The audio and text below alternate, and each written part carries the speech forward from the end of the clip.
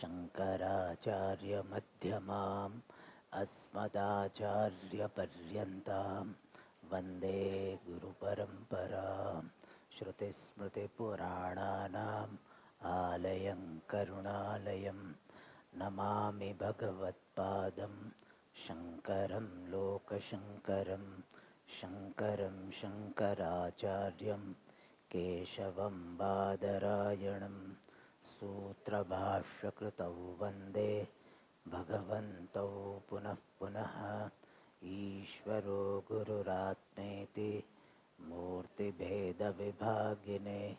व्योमवद्व्याप्तदेहाय दक्षिणामूर्तये नमः. We chant together.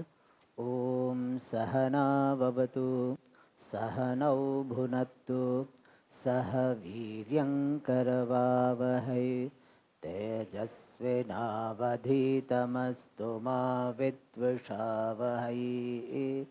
Om Shanti Shanti Shanti. Manohidvividham proktam Shuddham cha shuddhameva cha Ashuddham kama sankalpam Shuddham kama vivarjitam Mana eva manushyanam Karanam bandha mokshayoho Bandhaya vishayasaktam Muktyai nirvishayam smritam.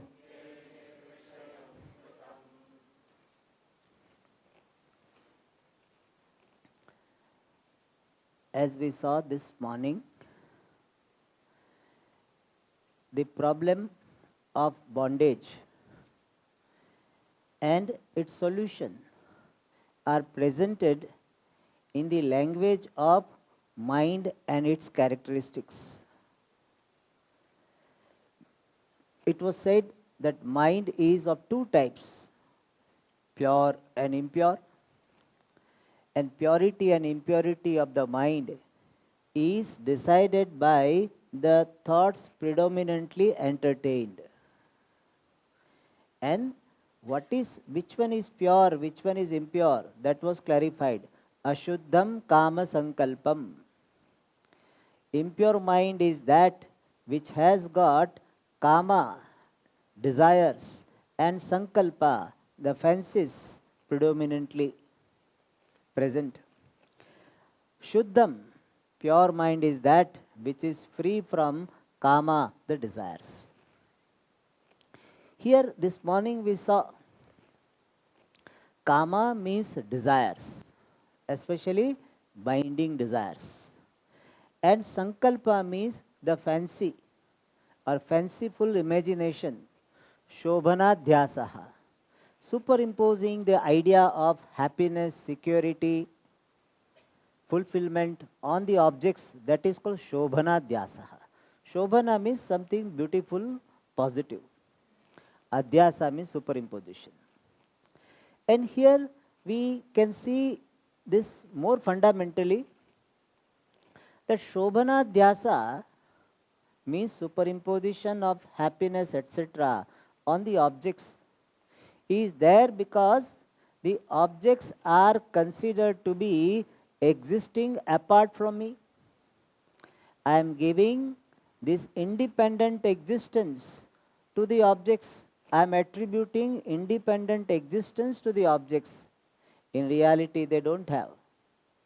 So, satta adhyasa is there, the superimposition of existence which really they do not have. Not only that,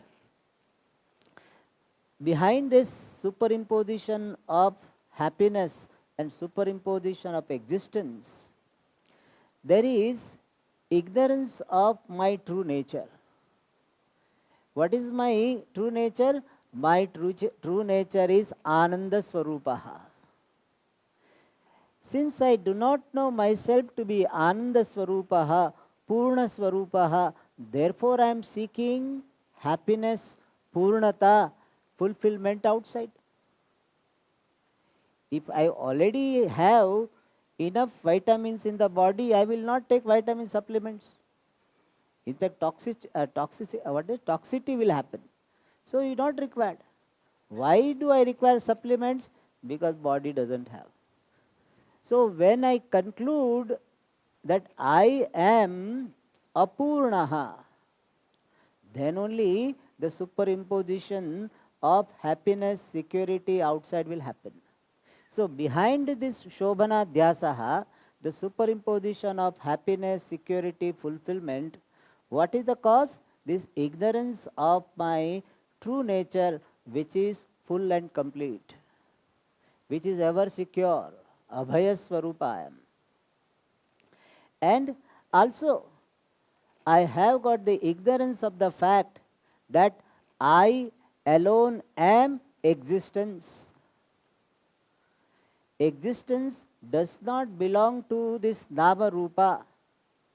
Nama Rupas means names and forms are superimposed upon me. I am the truth. Of all the objects, no object has got independent existence apart from me. This fact is not known. Ajnanam is there. So behind Shobhana Dhyasa, there is Ajnanam of myself being Purnaha, myself alone being the Adhishthanam, Satsvarupa Adhishthanam. So we have to see Ashuddhatvam of the mind up to that level. Not only desire, there is Sankalpa also. Behind the desire, there is a Sankalpa. Behind Sankalpa, there is Ajnanam. Ajnanam of what? My Purna Swarupa. Ajnanam of what? Jagat being Mithya. The world does not have independent existence. I alone am independently existing. Everything else depends upon me to exist. That fact is not known. And therefore this adhyasa happens. So, Ashuddham mana is that which has got all this wrong thinking and not having right thinking. That Ashuddham. Shuddham is Kama Vivarjitam. Immediately speaking, the mind which is free from desires. And this freedom from desire can be relative and it can be absolute. Freedom from this desire and relative sense is person has got vairagyam. He has seen the limitations of all pursuits. So because of viveka, because of purity of the mind, he has got vairagyam. And thereby he can be called kama vivarjitam. His mind is kama vivarjitam. But this complete freedom from kama is when I discover myself to be limitless Brahma. Then only kama yesya hridisthitaha. Then only kama will go. Yada sarve pramuchyante kama yesya hridisthitaha. Tada martyo mruto bhavati atra brahma samastute. So here he becomes free when he discovers Purnatvam. So Shuddham, immediately speaking, free from desire. But finally it has got the idea of becoming free from desire based on the appreciation of oneself being limitless. All right. Now, this idea is further explained in this next shloka. Mana eva manushyanam. Mind alone. Manaha eva means mind alone. Karanam, the cause. For what? Bandha mokshayoho. For bondage. Bandha means bondage. Moksha means freedom. Mind alone is the cause for bondage and freedom. For whom? Manushyanam. For human beings. Because this bondage is there for other living beings also. But freedom is in Manushya Janma predominantly. Therefore, Manushyanam Bandha Mokshayoh. And Vedanta classes are attended by whom? Manushya. Not all Manushya, but who are attending are Manushyas, human beings. And therefore, here it is Manushyanam Bandha Mokshayoho Karanam. So, Manaha eva Manushyanam Bandha Mokshayoho Karanam Bhavati. One and the same mind becomes the cause for bondage and cause for freedom. But how one and the same thing can be the cause for bondage and freedom both? That question is answered in the next sentence. Bandhaya Vishayasaktam Manaha. So the mind which is Vishayasaktam, Asakta means attached, hooked. The mind which is hooked, the mind which is attached to Vishaya, objects, is Bandhaya, is the cause for bondage. In Sanskrit, Chaturthi Vibhakti, it is used for that in the sense of being the cause. Jnanam Muktaye Bhavati. So similarly here, Vishayasaktam Bandhaya means here we have to supply Manaha. The mind which is Vishayasakta, which is attached to the objects, is the cause for bondage. Alright. What does it mean? This Vishayasakta is a paraphrasing of this Ashuddham Manaha, having this Kama Sankalpa. So the mind which is Asakta, attached to the objects, and here object stands for people and situation as well. So the mind which is attached to the objects, people and situation, that mind is the cause for bondage. Now what do we mean by attached to something? We generally in Vedanta say that attachment is creating bondage. Other side we say that wise person loves everybody. Wisdom makes the person own up Purnatvam, limitlessness, and the owning up of Purnatvam gets expressed in the form of love and compassion. So while glorifying the wise person, we say he loves all. And for other people we say that people are attached to the objects, people and situation, therefore they are bound. So the question is that what is the difference between love and attached? People have this, especially family members, the people having family, they have got this issue. Swamiji in Vedanta, they keep on talking about detachment, vairagya, etc. So does it mean we should not love our children? We should not love our spouse? We should not love our parents? So it is not that when I say yes or no, you are going to do that. But still that question comes. Shouldn't we love Swamiji? Yes. You love them, but attachment is injurious to your spiritual health. Like say no cigarette, so similarly injurious to your spiritual health. Statutory warning, spiritual warning, that this attachment is injurious. Okay. What is the difference? Attachment is coming from this helplessness, weakness, whereas love comes from strength. That is the first difference. Attachment comes from weakness. You are feeling weak within, not able to stand on your own, therefore you require support of things, and then you relate to the object. That relationship is attachment. When you are relating to the object based on your inner weakness, that is attachment. So attachment source is weakness, whereas love comes out of strength. It is not that I am feeling lonely, therefore I love you. I am okay with myself, but still I love you. I don't need you, still I love you. Whereas in attachment, what? I need you, therefore I am attached to you. That's that. All right.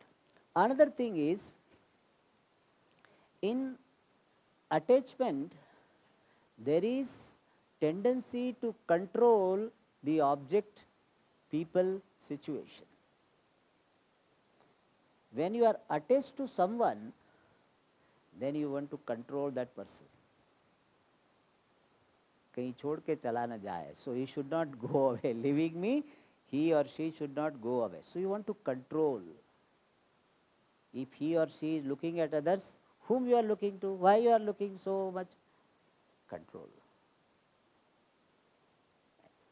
So in attachment, there is a tendency to control.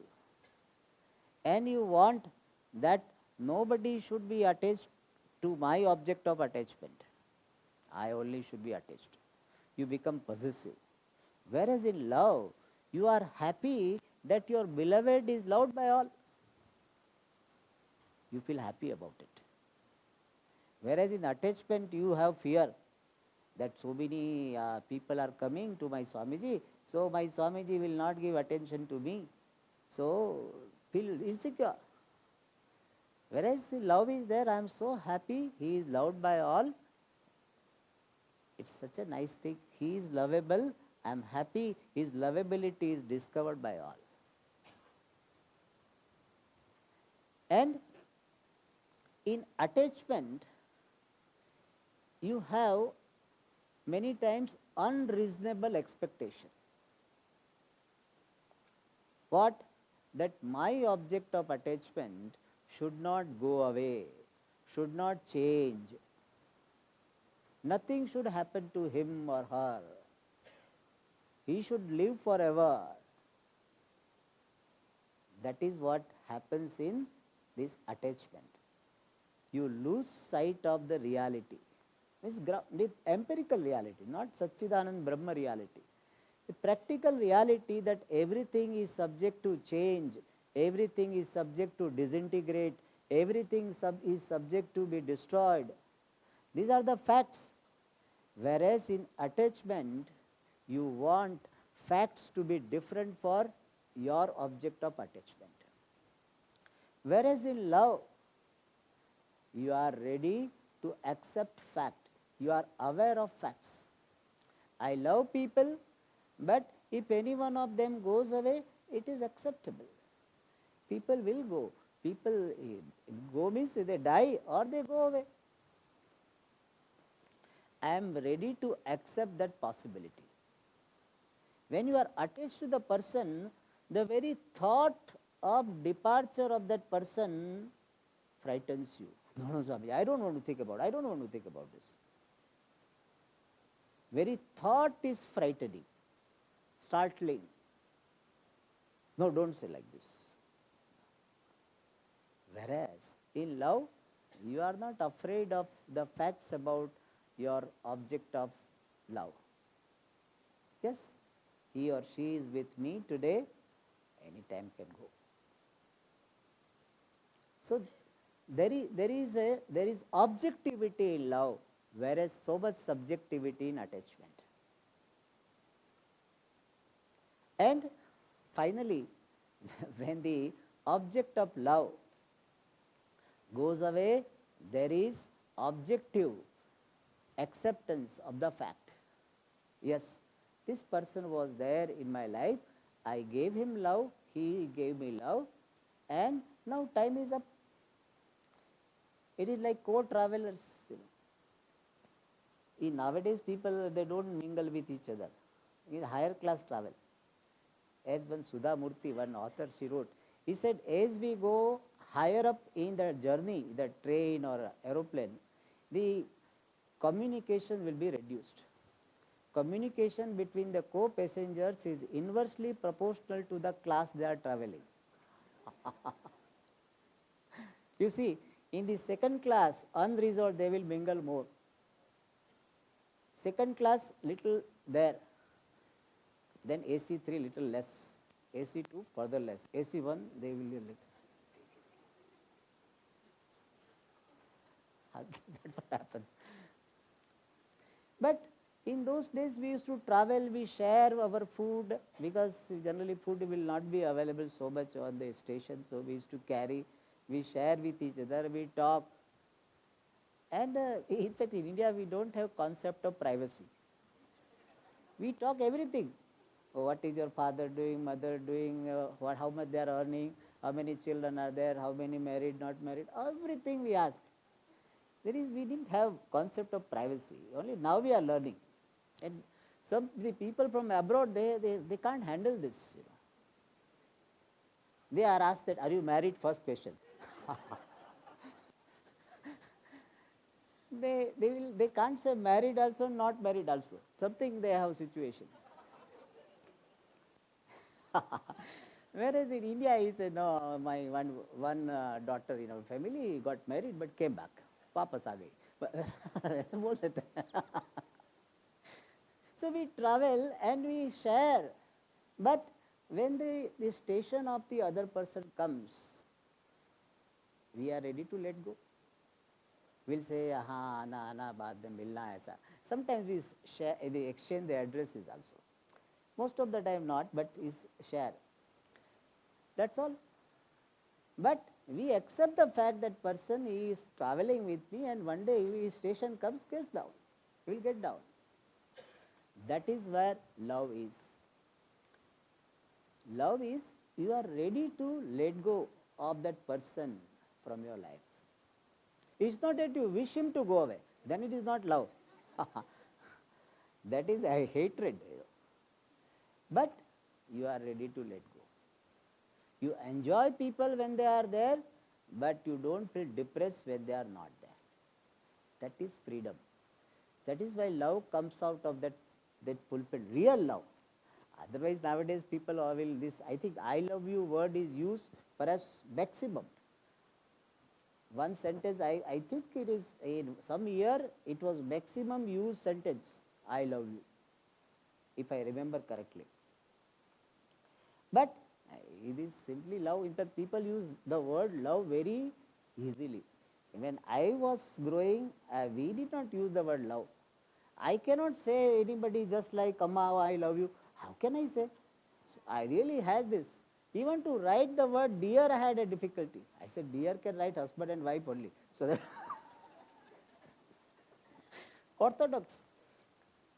Anyway, that apart. So in love, you have acceptance when there is departure of that person. Departure need not be death. Somehow that person is now busy with something or left this place, therefore not in touch. All right. And he doesn't contact. Many people they ask Swamiji, oh, I did not contact you, Swamiji, for very long time. I feel so sorry. I said, you did not feel sorry. See, we are like doctors. So you go to the doctor, does he tell you, oh, for 5 years you did not come? Abhi aage, no contact, no message. Does doctor tell you like that? No. If you have difficulty, you go. If you don't go, doctor is happy that they say no news is good news.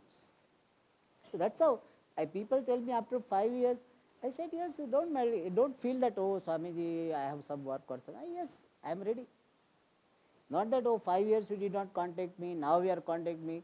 Then you take a cooling period 5 years after 5 years. There is no such thing. Ready. If person doesn't have to, it's good. So love means acceptance of the departure, going away of that person, physically or distance wise. Whereas attachment, you keep on asking. Many parents have this. See, Swamiji, my son doesn't send me SMS, doesn't send me WhatsApp. I sent him WhatsApp and I saw the blue tick. That's another problem now. Earlier we did not know whether mail has reached or not, so we thought we give benefit of doubt. What? That person might not have read. Now we see blue tick also, blue tick mark. You read and still did not message. This is attachment. other person should do like this, and if somebody goes away from my life, I can't accept. I feel so depressed. Many people commit suicide. That is attachment. Don't say out of love he sacrifice. Attachment. So when it is said Vishaya Saktam, Asaktam, Asamantat Saktam, completely attached to the objects, people and situation, that is bandhaya, that becomes the cause for bondage. What type of bondage? When you have attachment, then you will have obsessive thinking about that person, about that object. That is bondage. Means you do not have choice what you should think. Your free will is taken away as it were. That is bondage. When you are attached to someone, then what happens? There is a compulsive thinking, obsessive thinking about that person. Even if you do not want, that person comes to your mind. Even classic comes, oh, what he must have done, what she must have done, comes. Obsessive thinking. All right. And another thing is, this asakti, the attachment, leads to helpless action. Means you have to go for it. You have to do things for that object, that situation. And there are helpless reactions. Anger will be there, anxiety will be there, and all these are bondage. Bondage in the form of this compulsive thinking, obsessive thinking, bondage in the form of helplessly doing actions for that object, that person, and also the reaction in the form of anger, jealousy. When you are attached to somebody and somebody else is trying to get into the relationship with that person, feel jealous? So much. All these are bondage. That is the bondage we are familiar with. And from the standpoint of the Shastra, which goes deeper into this idea of bondage, because of attachment, what happens? You have different desires. In fact, attachment themselves lead to desire, or attachment themselves can be seen in the form of desires. So those attachments will lead to action. Action will create the punya papa will continue the janma marana. Not only that, action will create the result will create the samskara, vasanas will create desire, again there will be karma. So you will be in the cycle of samsara. That is why it is said, Vishaya Saktam Bandhaya. When the mind is attached to someone, it is bandhaya. It is cause for bondage. And Muktyai Nirvishayam Smritam. Here we have to supply mind. Nirvishayam Manaha. There also Manaha. Vishaya Saktam Manaha Bandhaya. Bandhakaranam Smritam. Similarly, mind which is Nirvishayam, free from the objects of desire, attachment. Muktyai is the cause for freedom. So the mind which is Nirvishaya, Nirvishaya means free from the objects of desire, in other words, free from desire, that mind is the cause for mukti, cause for freedom. So the mind which is free from obsessive desires, attachment, that mind is smrutam, considered to be muktya, considered to be the means for freedom. And here also, immediately speaking, this mind is nirvishaya means it is free from the hold of likes and dislikes. And initially it will be in relative sense. The freedom from the hold of the objects of likes and dislikes, or freedom from likes and dislikes, will be in relative sense. because of viveka, because of this karma yoga, because of upasana, the mind is relatively free from this attachment. And finally, the mind will become free from this misconception about the world, misconception about oneself. Then completely nirvishayam. What is the misconception about the world? Two misconceptions. One is this world is having independent existence apart from me.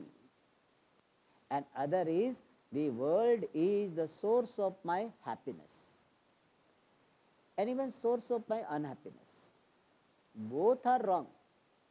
Considering the world to be the source of happiness is wrong.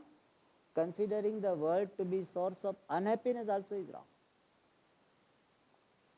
Sukhasya dukkhasya kopi na data paro dadati iti kubuddhi resha. Very beautifully says, Sukhasya dukkhasya kopi na data. Nobody outside is the giver of happiness or sorrow. Paraha dadati. Somebody else is giving me sukha and dukkha. It is kubuddhihi. It is a wrong thinking. But that is considered to be right thinking. Swamiji, I found out who is responsible for my dukkha.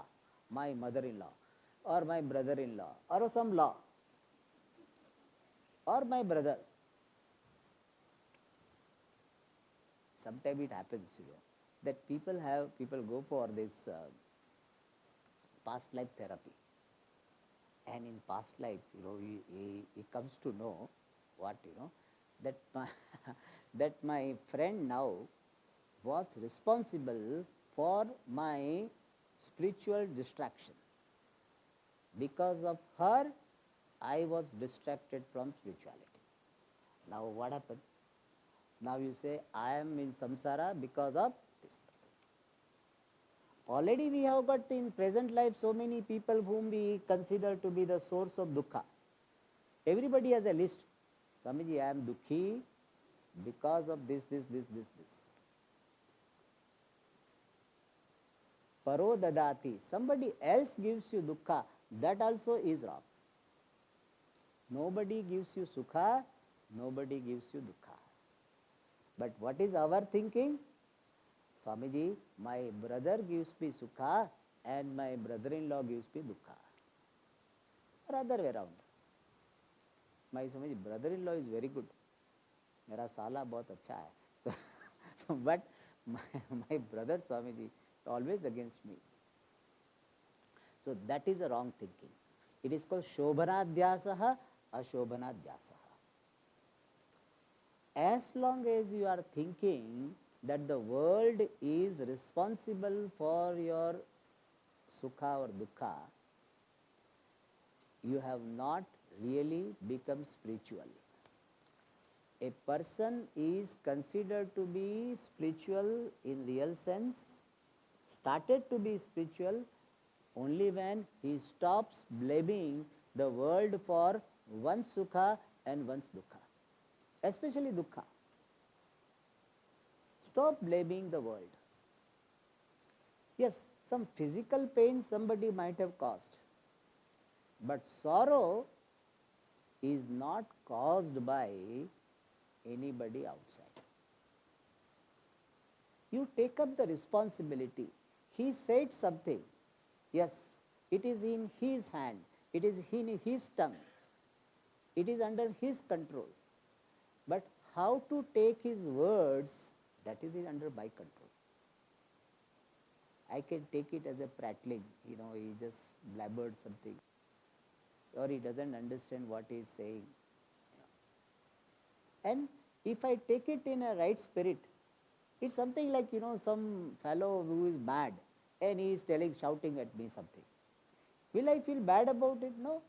Oh, he is a mad, he escaped from the mental asylum. So I will not feel bad about it. Similarly, this person right now he is mad. In the US, any person angry is called mad. That's Puja Swamiji was telling. He said, Swamiji was telling that one elderly man came to him. He is from India. And he says, Swamiji, my grandchildren they keep on asking me, are you mad? Are you mad? Swamiji, am I mad, Swamiji?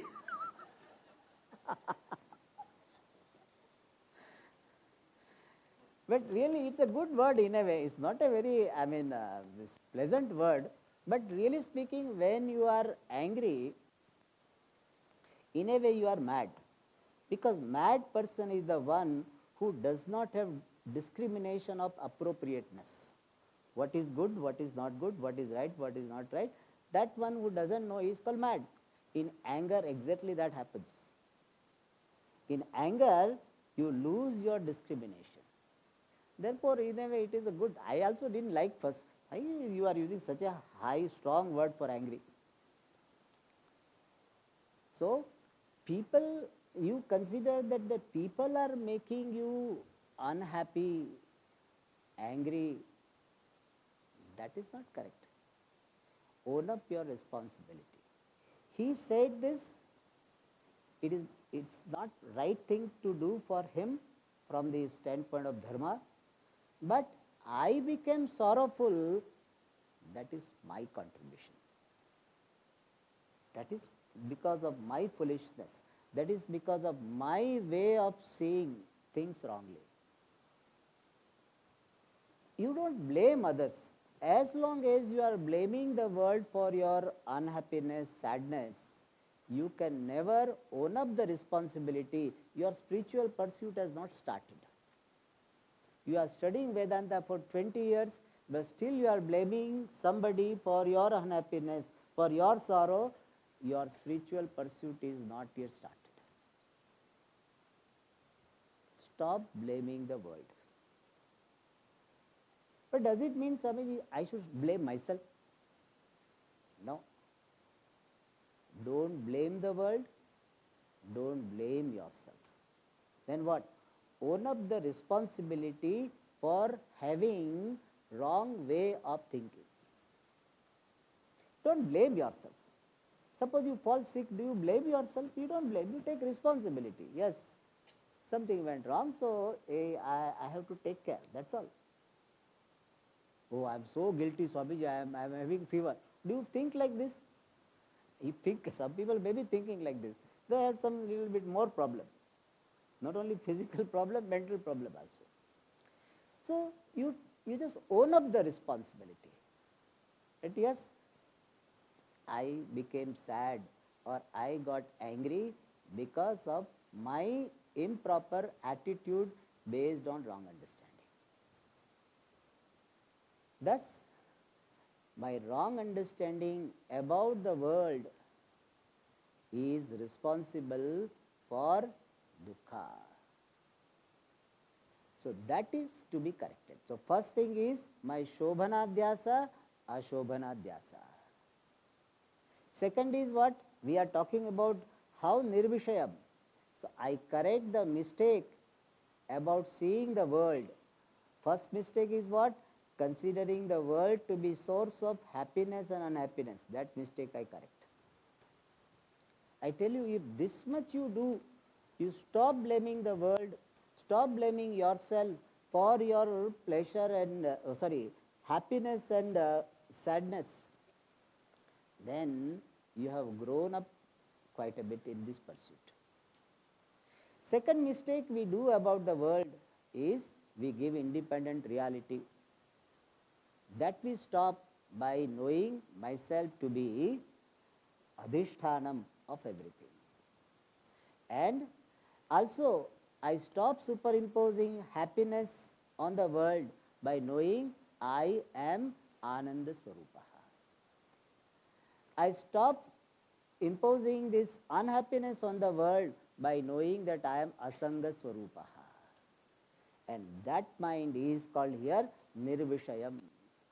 So Nirvishayam immediately means Viraktam, the mind which is having dispassion. But in deeper sense, it means the mind which has discovered the true, they discovered the Mithyatvam of the Jagat and Purnatvam of oneself.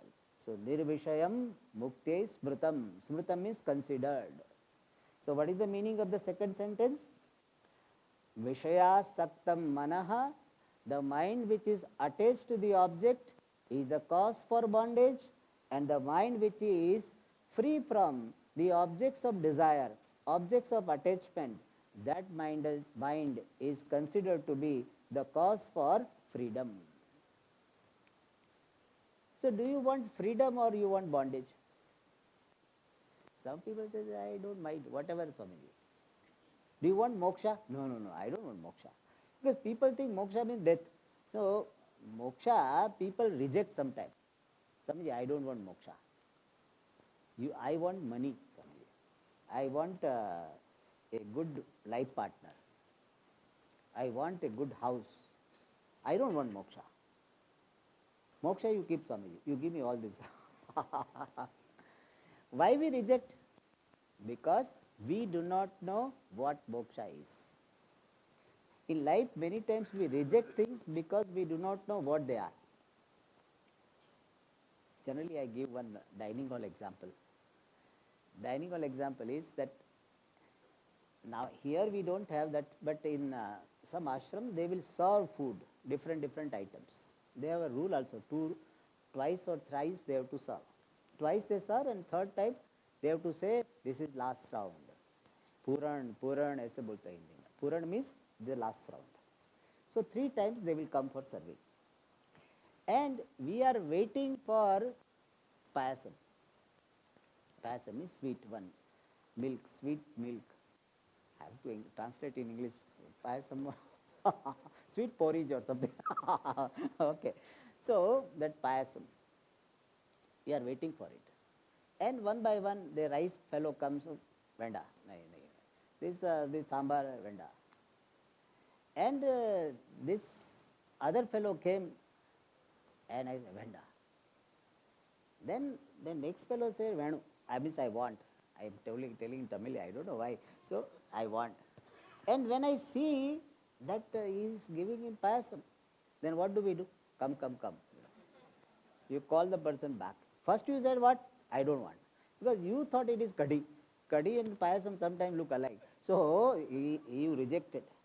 So many times you reject things in life because you do not know what you are rejecting. So many of your relatives will be say, we are not interested in moksha. Useless things. What will you do with moksha? If you get moksha, will your salary go up? Can you write in your CV that I got moksha, so increment will come? Nothing. You cannot write. What is the use, you tell me? After getting moksha, what will happen? Will you get money? Will you get some fame? So people reject. But when they understand what moksha is, let us understand what moksha is. Moksha is, different ways we can say. One way is, first I will tell you the scriptural way of saying. Dukkhasya atyantika nivrittihi paramananda praptihi. That is called moksha. Complete removal of sorrow and attainment of the highest happiness is moksha. Now, do you want it or not? If now it is asked, Swamiji, I want Paramananda. Paramananda means what? The Ananda which does not go away from you. Other Ananda is what? Comes and goes. Whereas Paramananda means that which does not leave you. And Dukkha Nivritti, removal of Dukkha, means complete, absolute removal of Dukkha. That is called Atyantika Dukkha Nivritti. That is moksha, and that is what everybody wants. If I ask you, do you want to be happy? You will say what? Yes or no? Yes. Then I ask you further, do you want to be happy in the morning or evening? You will say both. Do you want to be happy when you are relating to people or when you are not relating to people? Both. So you want that happiness which is all the time available in all situations, in all places, and that is called Paramananda. So moksha is Paramananda Prapti. And that Paramananda Prapti happens when the mind is nirvishayam. Initially, by Viveka, it has become Virakta, therefore Nirvishayam, and later on, by the knowledge that I am Purnaha, that mind has become Nirvishayam. That mind is the means for Mukti, freedom, freedom from bondage.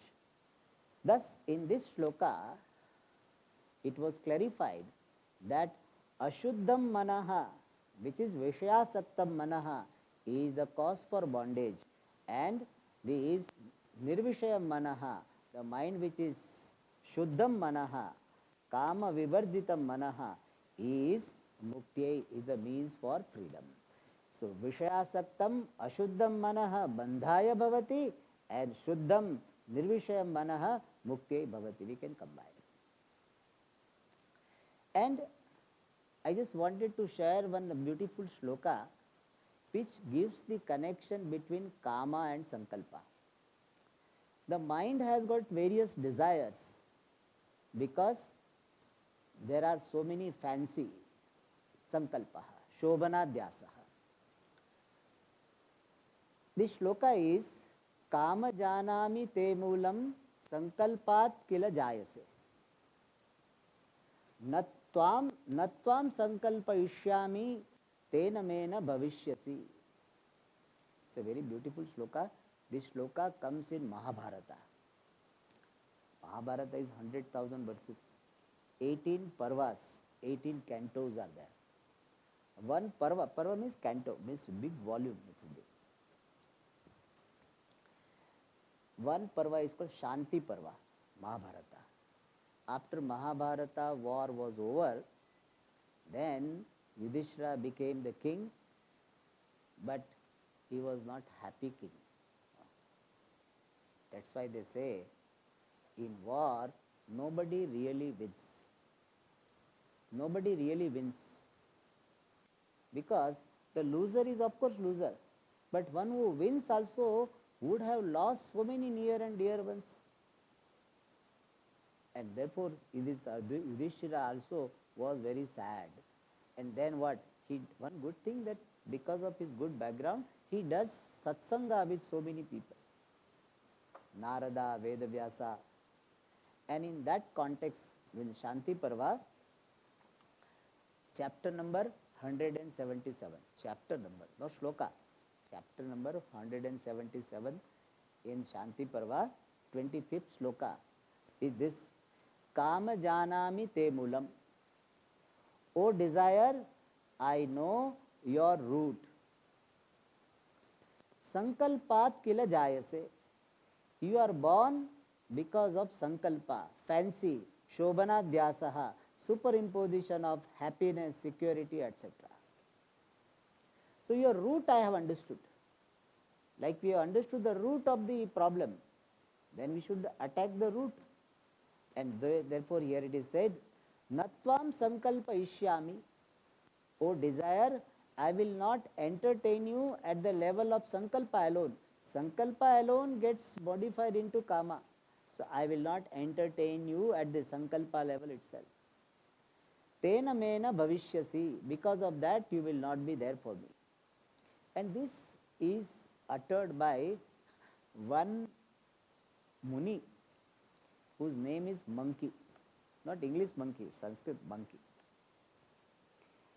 That monkey wanted to earn some money. He thought that why I have to depend upon others for food and all. Let me earn something. So he did so many things but did not work. So finally he bought some land and he wanted to do farming. And for that he requires some bulls. And so he wanted to train the bulls. 2 bulls he took with a yoke on that, both of them, one wooden member. And he was going to the farm, and on the way one camel came. And camel, perhaps the path must be very narrow or something, the camel got stuck. He hit this bull, perhaps he might not have seen, whatever. Camel got stuck with the wooden members which is joining these 2 bulls. And camel was so powerful, it lifted up these wooden members along with the bulls and started running.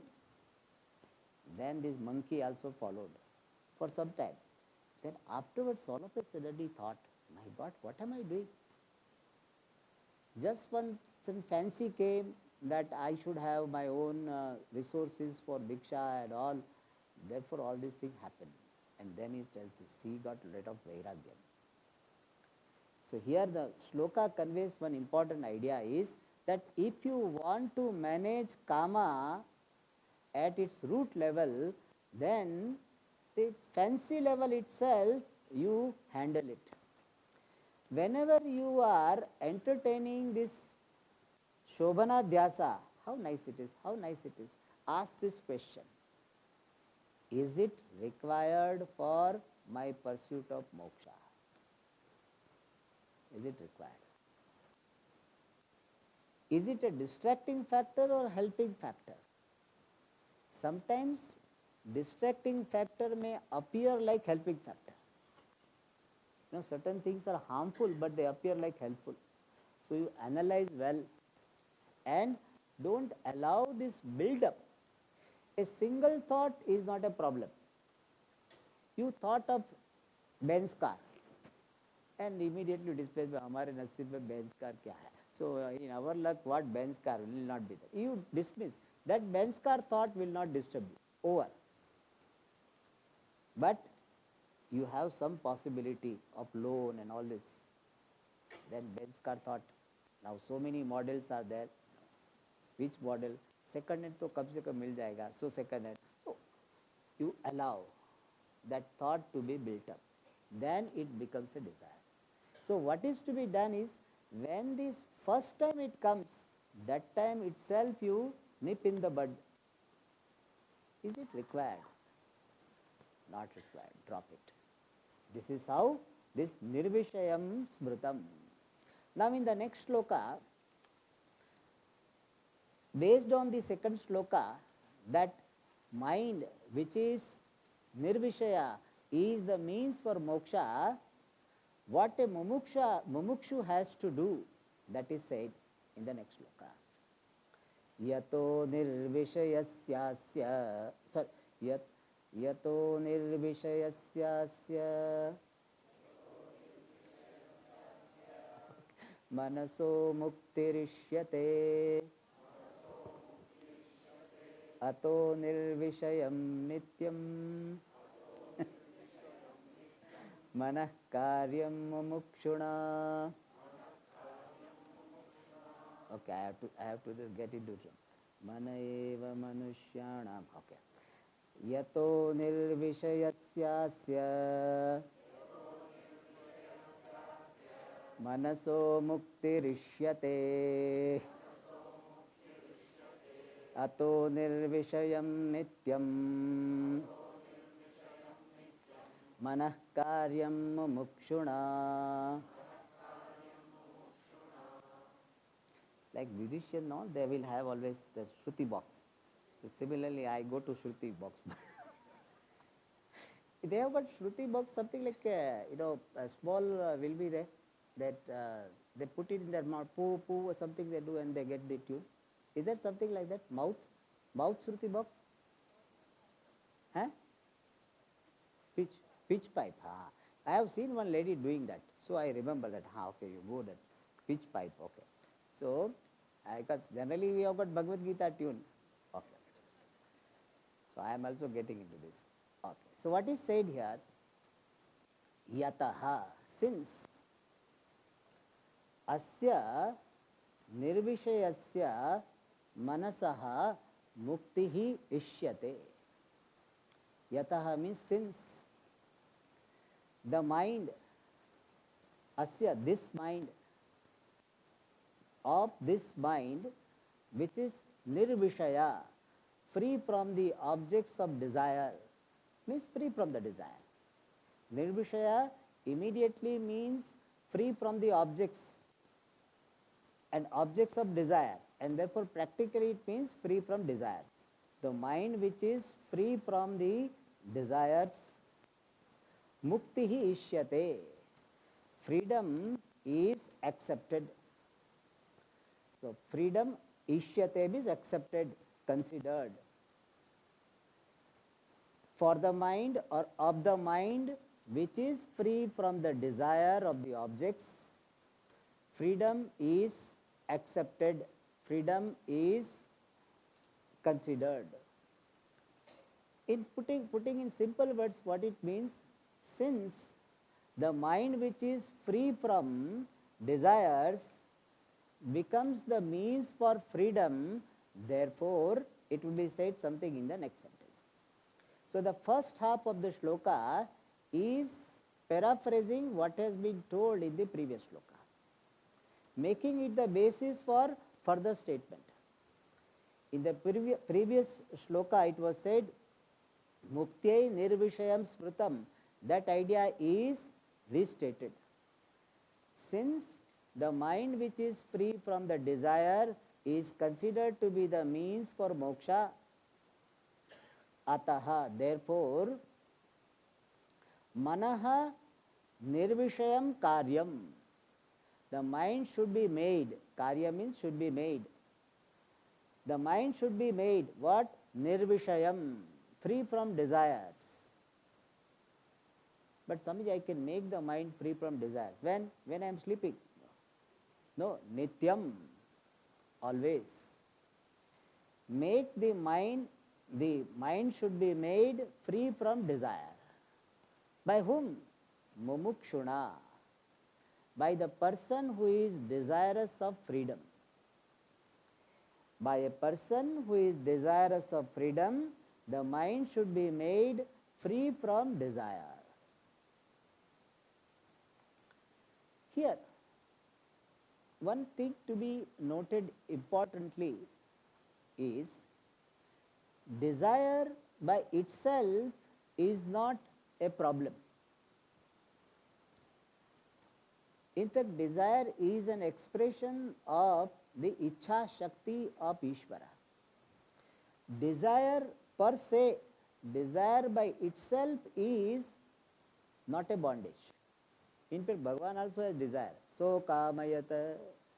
In Upanishad it comes, Bhagavan desired what? Bahusyam, let me become many. Let me create this world. So Bhagavan has desire. If desire itself is a bondage, then Bhagavan should be bound. In fact, Bhagavan had a very big desire. You have desired to make one house, 1500 square feet house, whereas Bhagavan had desired to make the entire world. Huge desire. So Bhagavan should be bound maximum. From that what we understand, that desire itself is not a bondage, but dependence upon the fulfillment of the desire to be happy and fulfilled, that is bondage. That makes the desire binding. Dependence upon the fulfillment of desire for happiness. I depend upon the fulfillment of desire. If my desire is fulfilled, I am happy. If it is not fulfilled, I am sad, I am depressed. That type of dependence upon the fulfillment of desire, that creates bondage, or that is bondage. Otherwise, desire is considered to be the vibhuti of Ishvara. In 7th chapter, Bhagavan says, Dharma viruddho bhuteshu kamospi bharatarshava. So, the desire which is not opposed to dharma, which is not obsessive desire. Opposed to dharma implies that obsessive, unrighteous desire, the desire to do something which is against dharma. If it is not like that, it is desire which is not opposed to dharma, then it is my glory. In fact, because of desire of the Lord alone, creation happened. Because of some desire of some Mahatma, Pujya Swamiji, this ashram is there. If he did not have desire, then it will not happen. But if Swamiji also had desire, isn't he bound? That desire doesn't make him bound, but the dependency did not have. If it happened, fine. Did not happen, fine. He had very big ashram somewhere, and when situation arose, he was ready to give it to somebody. Okay, you take it. He said, okay. He did not have such thing. And he was in one ashram, he left it. He used very beautiful sentence, Vimuktasya vimuchyate. I was already free. Free I was from that ashram, now it is further free, differently free. That is what makes the person free, not depending upon the fulfillment of desire for happiness. That is why when we say that mind should be made free from desire, really speaking, the mind should be made free from the dependence upon desire for happiness. More about this we will see in the next class. Om Purnamadah Purnamidam Purnat Purnamudachyate Purnasya Purnamadaya Purnamevashishyate. Om Shanti Shanti Shanti. Hari Om Shri Gurubhyo Namaha. Hari Om.